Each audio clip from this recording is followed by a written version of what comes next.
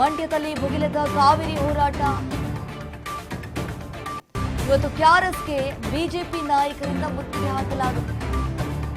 ಮಾಜಿ ಸಿಎಂ ಯಡಿಯೂರಪ್ಪ, ವಿಪಕ್ಷ ನಾಯಕರಾಗಿರುವಂತಹ R Ashok, B Y Vijayendra ಅವರು, ಛಲವಾದಿ ನಾರಾಯಣಸ್ವಾಮಿ ಭಾಗಿಯಾಗಲಿದ್ದಾರೆ.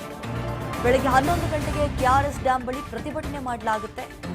ಪ್ರೊಟೆಸ್ಟ್ ಬಳಿಕ ಕೆಆರ್ಎಸ್ಗೆ ಮುತ್ತಿಗೆ ಹಾಕಲು ಈಗ ಸಜ್ಜಾಗಿದ್ದಾರೆ.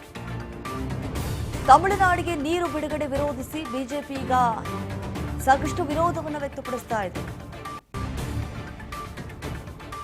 ನೋಡಿ, ಮಂಡ್ಯದಲ್ಲಿ ಯಾವ ರೀತಿ ಭುಗಿಲೆದ್ದಿದೆ ಆಕ್ರೋಶ.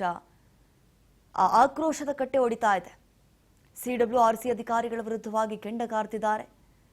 ಯಾವುದೇ ಕಾರಣಕ್ಕೂ ನೀರು ಬಿಡಲ್ಲ, ನಾವು ರೈತರ ಬೆನ್ನೆಲುಬಾಗಿ ನಿಂತ್ಕೊಳ್ತೀವಿ, ರೈತರಿಗೆ ಸಪೋರ್ಟ್ ಮಾಡ್ತೀವಿ, ರೈತರ ಸಮಸ್ಯೆಯನ್ನು ಆಲಿಸ್ತೀವಿ ಅನ್ನುವಂತಹ ನಿಟ್ಟಿನಲ್ಲಿ ಈಗ ಬಿಜೆಪಿ ನಾಯಕರು ಪ್ರತಿಭಟನೆ ಮಾಡೋದಕ್ಕೆ ಮುಂದಾಗ್ತಿದ್ದಾರೆ. ಯಾಕಂತಂದ್ರೆ ಈಗೇನು ಭಾರಿ ನೀರೇನಿಲ್ಲ ಅಲ್ಲಿ ಡ್ಯಾಮ್ನಲ್ಲಿ ಬಿಟ್ಟುಕೊಡಕ್ಕೆ.